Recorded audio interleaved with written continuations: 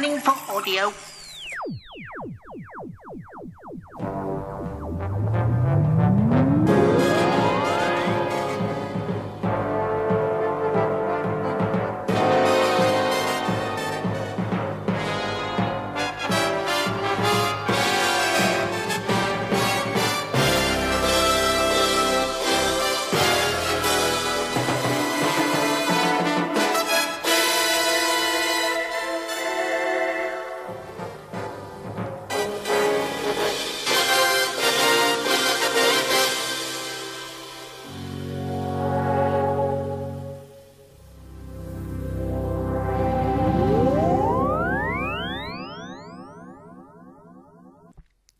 Welcome to a Tin Dog podcast. It's the last of the summer of Blake 7.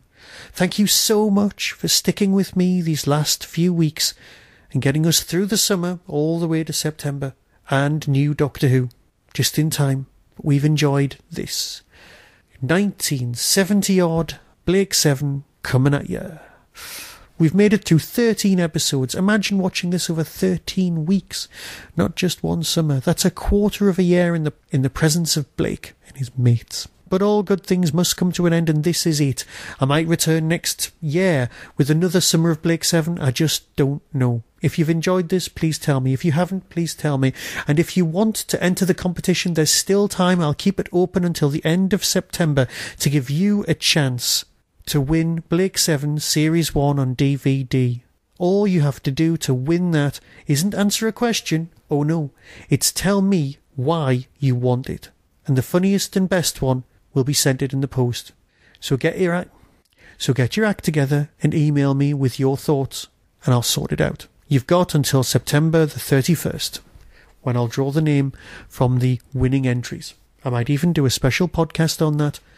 But until then, we must discuss Orac. Yes, last time we dealt with what Orac was. Now, Orac is often seen in this storyline as somebody off camera, as a bit of a build-up, bit of a surprise. Of course, Blake's decided after rescuing everyone and the sun dying to still deliver the batteries to try and save Enso. Yes, there's a bit of previously on just in order to bring everyone up to date because, it's not like everyone's doing some sort of box set watching. Oh no. And we head on our way to the planet of Enso, which is basically just a beach. It's an ocean world with dodgy, wibbly monsters that you don't really get to see very much of. Thank God. The BBC should have learnt this a long time ago. It's don't show, just tell when it comes to creatures. But of course I'm getting ahead of myself as always. Everyone on board the Liberator is poorly. They've all got radiation poisoning from the last story, which is nice, actually bothering to remember what happened last time, thus, in many people's eyes, turning this into part 2 of a 2-part story. That, and many of the other plot points, just follow straight on. It just happens straight after it. There's no big gap that you could fill with the Blake 7 miniseries, for example. Well, there probably is. Blake 7 can fit stories in practically anywhere. Weirdly, Blake gets to do a recap. I don't know what's going on there. It's as if Zen films their adventures and plays it back, or, using some gift of time travel, has bought the DVD. Perhaps he's won the one I'm giving away, and gets to play clips back to them. And then everyone chats about Orac. So yeah, I know 5 minutes of this story is spent on a recap, and the fact that you've probably watched this on DVD, or you've watched it on old VHS, or even on YouTube, then that kind of distracts from the way that you may have missed the previous episode because things weren't on again. People couldn't tape things at home then. People couldn't do any of that sort of thing. So recaps were very, very popular. And that's fine. You just have to let it go. So while everyone's on the way to the planet Aristo, an old man is on the planet Aristo. This is Enso, and he's feeding his fish tank. Or his fish. Next to his fish tank is another fish tank. This other fish tank has a very posh voice and is not even remotely the voice that we've come to associate with Orac. I don't know why there's an upgrade. Perhaps in the middle of the night there is an upgrade that happens over the internet and nobody's got any chance and everyone just clicks through accept without realising that things will change and all of the icons will be different and your blue, lovely blue screen on, oh, let it go. I've had too many Android updates and I really don't like them. Thank you, Sony. You really didn't need to do that. My phone was working perfectly well before you did an upgrade. Enso's still not dead, although his heart is failing. He needs his new batteries quite badly. Everyone's on their way. Hopefully somebody's going to have more anti-radiation drugs. The existence of anti-radiation drugs is brilliant, but I'm not sure it really exists. But it's sci-fi. We have to just let that go, don't we? So Servalan and Travis are on their way to Aristo as well. Ooh, could Servalan meet Blake? Could it be exciting? Probably not. Probably not. Basically, it's get to the old man and give him his stuff. Or get to the old man, wait for him to die, and take his stuff. There's your two plots. Whoever gets the stuff gets to win the big game of rebellion. We've discussed how Orac works, using basically a combination of the internet and Google and Wi-Fi, making machines talk to each other, interrogating them and bringing back answers. The fact that he's got artificial intelligence as well means he can type in his own Google searches. That's Orac. He lives in a box, he has no way of moving around by himself, so that's a bit sad. He's one of those nice PCs that you used to get at the end of the 90s that had a big Perspex box that people used to make themselves, thus revealing the inside of Christmas tree lights and the like. See Galaxy Quest for more information. So when Blake and Callie end up on the planet, they run straight into a force field, and it all looks a bit, well, you know, time bandits. But Travis and Servalan are deep underground. Now, yeah, let's talk about the space lizard in the room. I did say so often that with some monsters, less is more, and with some monsters, less is more. Perhaps this is one of those moments. The fact that Servalan can be crawling through all of these caves and have to deal with the space lizard underground monster thing, the guard lizard, and still have the whitest of white clothes is very impressive. Now, after this chat between all the characters, Blake and Callie and Enso have to get out, which is fair enough. And this man who's dying and is having a heart attack and needs his new heart batteries has to carry the rather heavy plastic crate that is Orac all the way along the tunnels. It's just not good, it's not clever, and he's just found out his son's died, the only person he's been around for 40 odd years. It's not great. And yes, Villa gets one of the biggest laughs of the series by banging his head on a door frame after dragging himself out of bed for just moaning and the like. It's fine. There's a lot of padding goes on. Of course Avon turns up to save the day and eventually ends up shooting Travis's hand. That would be the robot hand. Again. Yes, you can shoot Travis's hand as many times as you want, and it'll keep growing back. Hooray!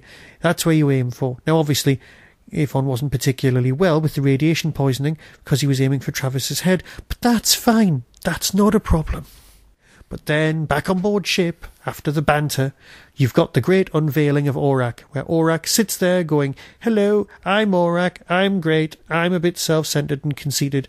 Oh look, here's the future." Yes, he's Mystic Megalobox.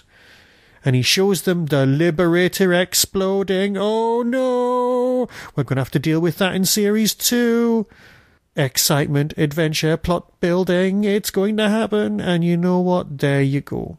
That's it. Avon switches Orac off. End of series.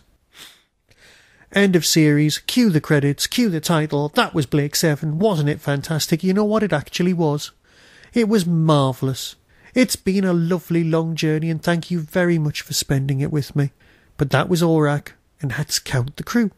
You've got Blake. He's off to one side. You've got Callie, you've got Jenna, you've got Avon, you've got Gan, you've got Villa, that's 5.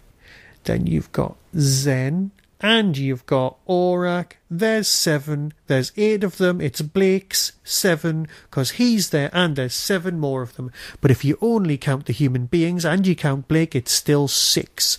So it depends on how racist you are, and whether you count computers or not. Computers are people too.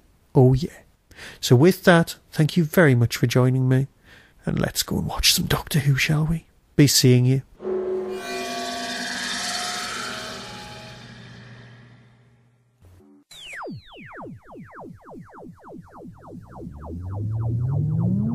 You've been listening to the Tin Dog Podcast, available on RSS, iTunes, Stitcher, Audio Boom and Tumblr. Doctor Who and its associated works are copyright of the BBC. No infringement is intended. You can contact the show donate, buy merchandise, or find out more about my other projects by visiting the Tin Dog Podcast homepage and clicking on the links. The Tin Dog Podcast is a founder member of the Doctor Who Podcast Alliance.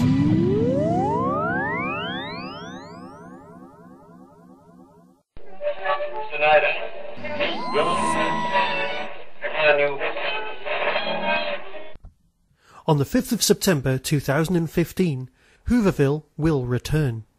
The biggest little Doctor Who convention in the whole of the UK is proud to present several fantastic guests.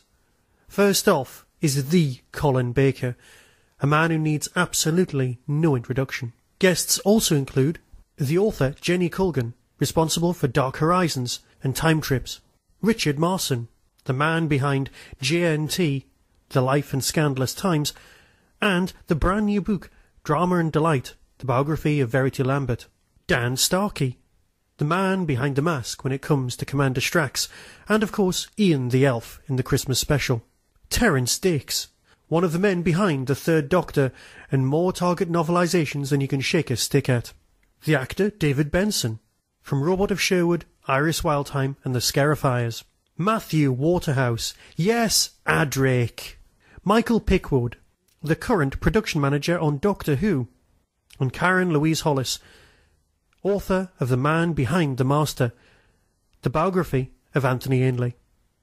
More guests may be added, but either way, that's a fantastic lineup. Visit the Derby Quad website on www.derbyquad.co.uk and follow the links. Saturday the 5th of September 2015. See you there. Tonight,